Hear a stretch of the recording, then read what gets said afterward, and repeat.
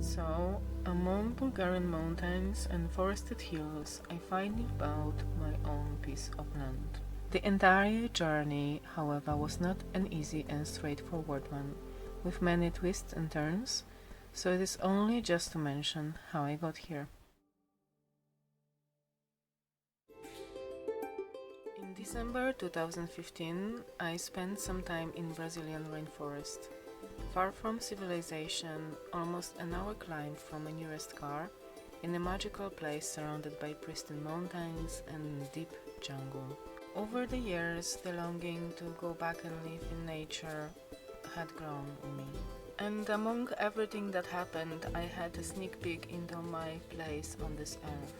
And so, deep in the jungle, in the dance between the light and the shadow, where some parts of me died and some were reborn, this journey had started.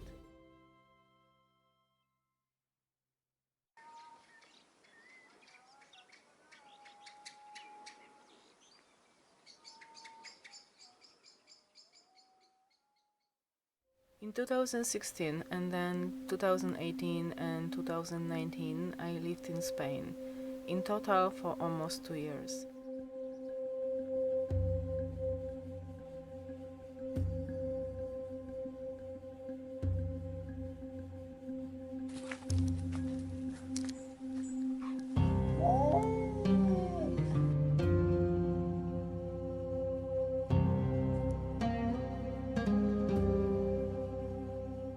For the most part, I did pet sitting, volunteering in communities while learning basics of permaculture and food forests, working on my creative projects, or on a horse farm.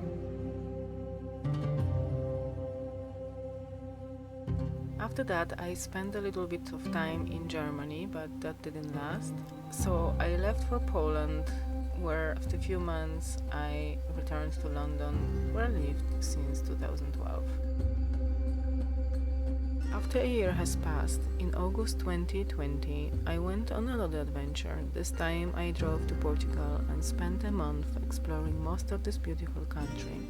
It was very heartbreaking to see the vast landscapes burned in wildfires some years ago.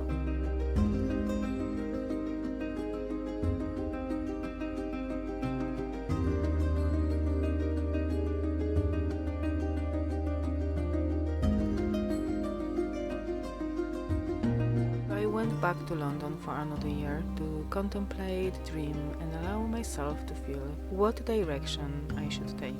During this time, I started feeling stronger pull towards Scandinavia. The vast spaces, breathtaking landscapes started calling me louder and louder. And so, in August 2021, I left the UK. I wasn't sure if I was going to come back or stay there for winter. I decided to just be open for what the journey brings. My intention was that if I find some nice place to live for winter, I may decide to stay. First, I traveled for a month from the south to the very far north, and during this time I found a home. I stayed for the winter and got to experience life in this beautiful country.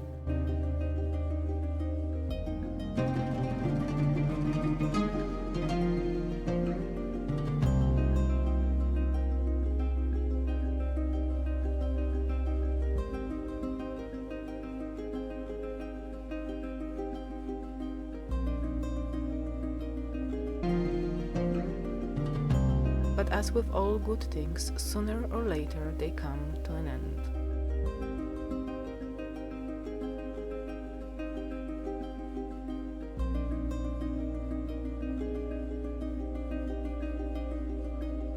I left Sweden, and after a few months in Poland, I was back in London again. This was the time when I felt like I was running out of steam. Move from one place to another, no stability or security, no space that feels like my own. For someone who never really had home, a real home, it was really getting very hard. Apart from experiencing the housing crisis present in so many countries over the world now, I developed some serious breathing problems. This made me really starting thinking very seriously and taking some concrete steps to have a home on my own, my little piece of haven.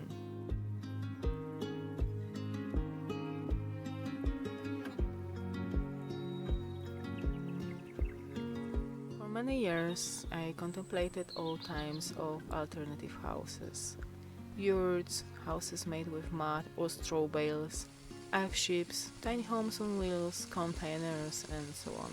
After lots of consideration, for the time being, I decided to invest in a tiny home. I had known it for a really long time already that I want to have my independence and freedom, so I knew it was time for me to buy my own piece of land. And so I packed everything again. I went to do a bit more work on my tiny home in Poland and then went south to explore Bulgaria.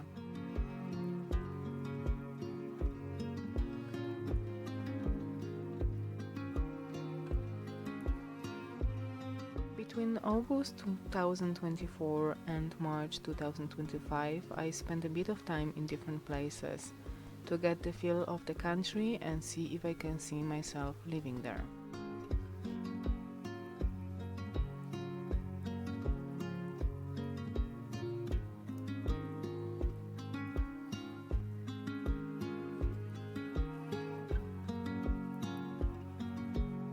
In the spring it was time to go to Poland again, but in the last few days I went to see few properties to make sure that I'm not leaving Bulgaria without a proper look. At the time I didn't make any decisions, however, as I also wanted to give last chance to my homeland during my visit there.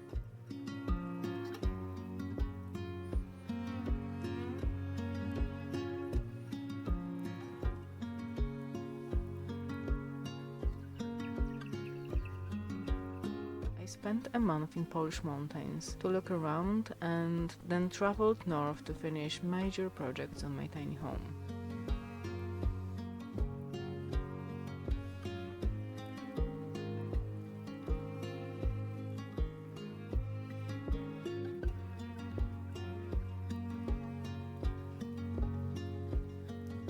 During this month, I made a decision to buy the land, and so I was back in Bulgaria.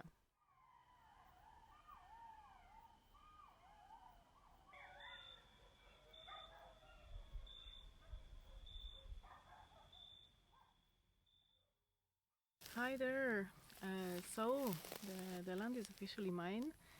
I signed the deal yesterday, and yeah, now it's time to start the hard work, which is clearing the land and consider which option is best to bring the tiny home to the land, how to get it in. There are a few options, all of them are tricky, so I have to make a decision which one is gonna go.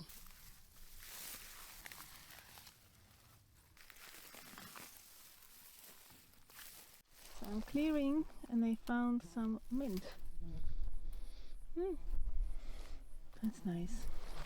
There's this kind of nice corner surrounded by trees.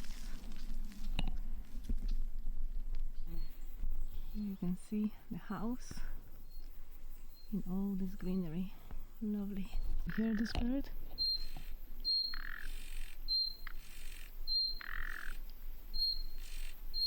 I've never heard it before, I think.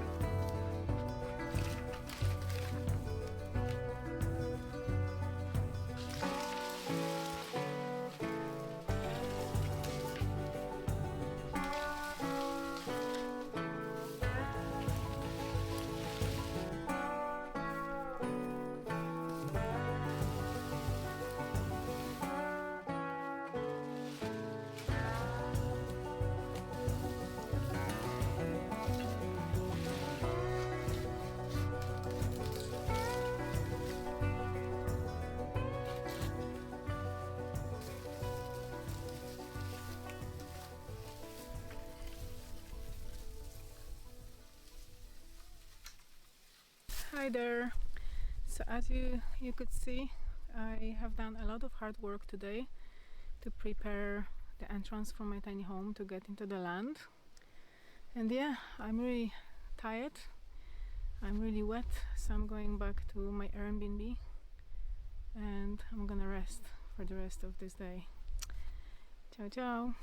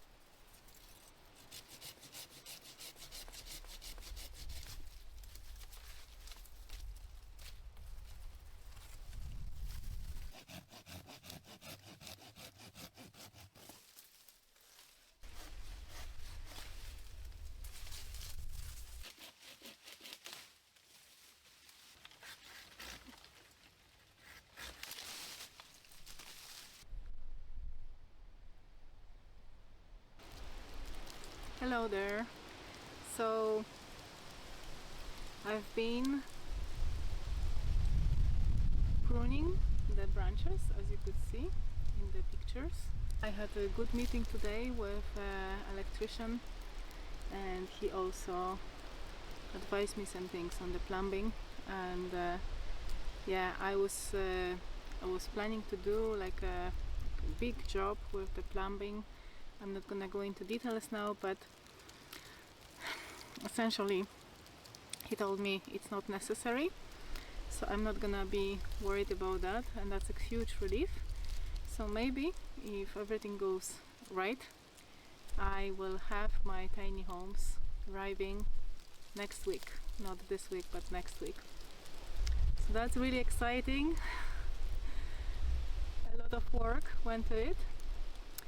I will now take you to show you, I think this is probably the oldest walnut tree in the property. And I'm not sure how long it's gonna live because it has like big holes.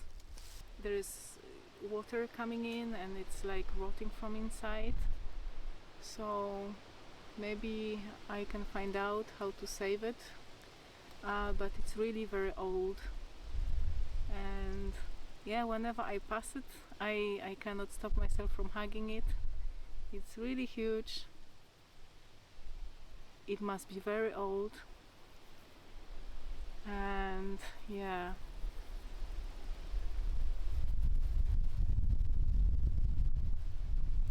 let's take you there.